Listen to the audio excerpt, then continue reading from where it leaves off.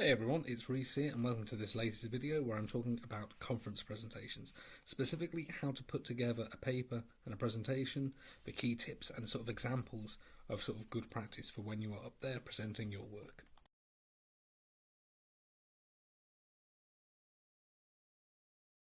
So a key question that emerges in the first instance is why would you want to present at conferences? What are the benefits of this for you? And I think there are multiple, aside from this sort of being part and parcel of the academic life. So conferences are an excellent space to get feedback on work, that is sort of finished or in a state of near finish, or also sort of speculative work, things that you're interested in trying, seeing if they're sort of potential avenues to explore or whether they might be dead ends. It can be a case as well to promote future work. If this work is done, if you have a book or a paper or whatever coming out, it can be a space to essentially exhibit that work. And then there are sort of conferences that are useful generally in terms of the sort of more networking side of academia, so you can make contacts. And the kind of conferences you want to go to will likely be populated, likely be sort of predominantly comprised of the kind of people who are working in your area. Names you may know, names you may not know, but it's an excellent chance to meet people who are working in your field, working tangentially to your field, and to sort of see their work, see sort of future pathways and avenues for your sector. And then lastly, of course, sort of promoting your own name as well. And if you deliver an effective paper, if you network well at conferences, and people will get to know you. And then that's never a bad thing in fields that are small and large. And if you're sort of establishing a brand based on what you present, based on how you act, that can be a really brilliant place to do it.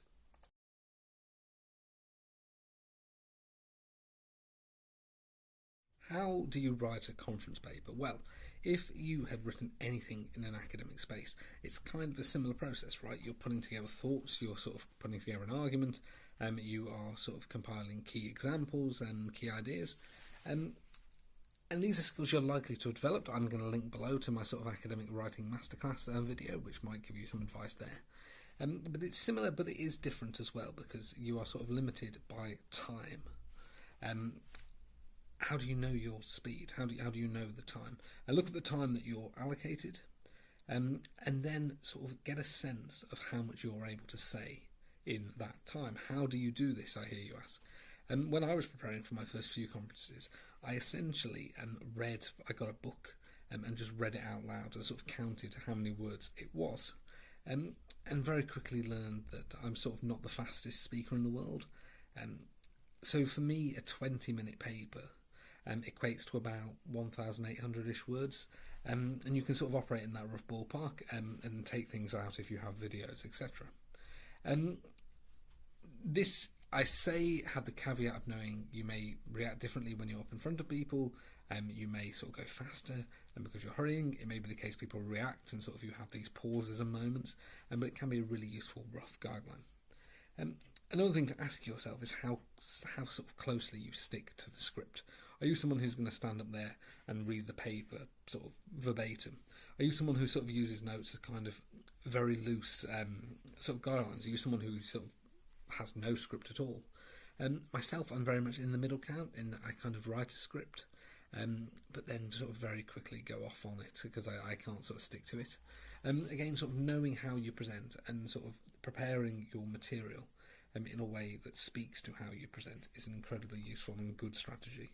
This is something that comes, I think, A, with practice, but B, sort of just thinking of yourself. Sort of, are you someone who's going to sort of go off on the sides? Are you someone who is going to read what you've got word for word? I suspect if you ask yourself these questions, you will probably sort of be able to figure out the answer. But then sort of however you react, and there's nothing right or wrong with either, but make sure to tailor it to your strengths.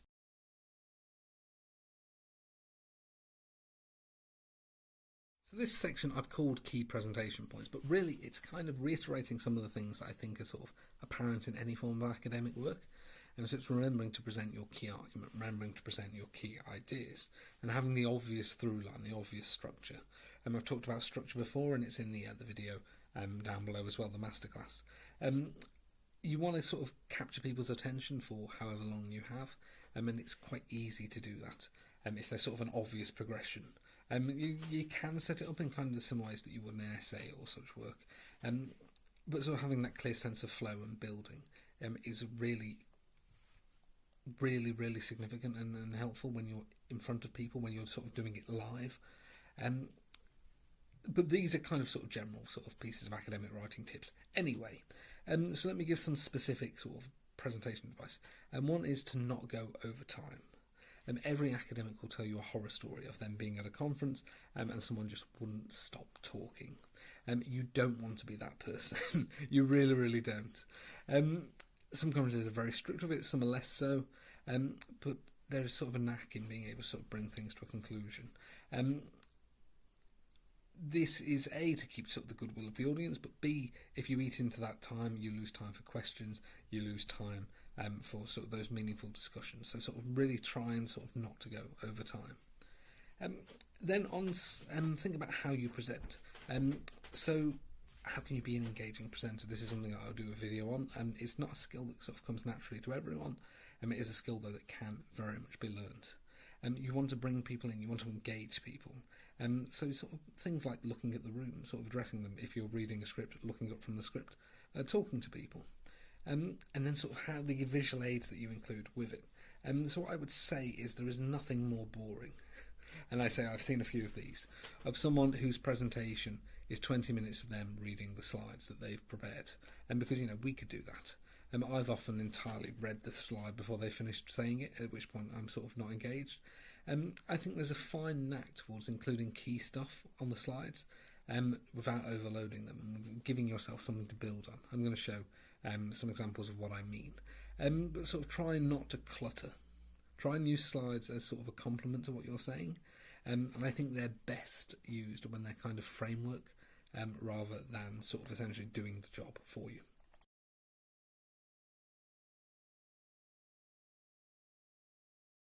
So what I want to do here is essentially offer a few examples of presentations that I've given in the past in different conferences, and sort of explain why I made the choices I made, and sort of why these are slides that are kind of capturing things that you want to hit in conference papers. If there's interest in seeing these presentations, I'm very happy to record them, update them, present them on the channel. I'll do comment below and let me know. But I want to present 5, I think, examples that hit on things that I think are really useful for conference papers. So sort of an effective title slide, a slide that is kind of outlining your argument and the sort of the scholarly, critical, cultural backdrop of whatever you're discussing, slides that advance your argument, slides that present your conclusions, and then reference slides. This is something that's very important. So in each, I'm going to sort of present one of these and explain why I've made some of the choices that I did. So I begin here with an example of a title slide.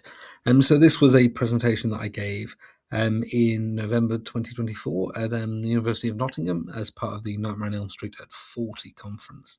I talked, as you can see here quite clearly, about the music of the Nightmare on Elm Street franchise and sort of tried to pull out some sort of key, some thematic ideas and that. This I think it's one of the more fun title slides I've done. I try and give each presentation its own personality. So you see here the green and red colour scheme, and that permeates throughout the presentation. I sort of use that to sort of capture a Freddy Krueger sweater. The ideas here of music and of Freddy Krueger character, sort of trying to be eye-catching. Including my title, I included my name, and then I also include contact details on a title slide as well. And it's a practice that people like to record. They like to take photos of title slides, and I think it's always worth sort of including those details, again, because it all connects, it all sort of adds up really quite nicely. So I would recommend doing that. I think a good title slide has got your title, it's eye-catching, and it has those details about who you are. A month earlier, I went to Birmingham City Uni, and this was a presentation I did at the Cine Access conference, a sort of wonderful conference of cult cinema that I highly recommend. It's amazing. This was a presentation that I did about radio silence and fatherhood. I've included this as an example of sort of outlining your argument slide. This is perhaps a more sort of on the nose example, but if in doubt, I think it's always useful to have something that sort of sets up the key crux of your presentation. I always try and do this, maybe not always as its own slide. Here was an example because I wanted to sort of have the posters and sort of outline the films. But I think it's really useful to have sort of a slide that sets up the key ideas, the key things that you're going to present, the key question that you're going to respond to, if assuming your title doesn't do it. I skip ahead a year, so this and this slide and the next were from a presentation that I did at the BAFTA conference in 2025. It was held at my own uni at Warwick. And it was about sort of sensorial viewership and the menu. And this is an example of an example slide. So what I've done here, I've put a title, I've put an image that sort of links to the point I'm making, and I've put here sort of a key idea, and that's the first bullet point, narrative being a key focus of the cooking show. And I found a quote as well, a quote that I pulled out from the scholarship, and then built upon. This is, I think, about the level of sort of busyness that I like on a slide.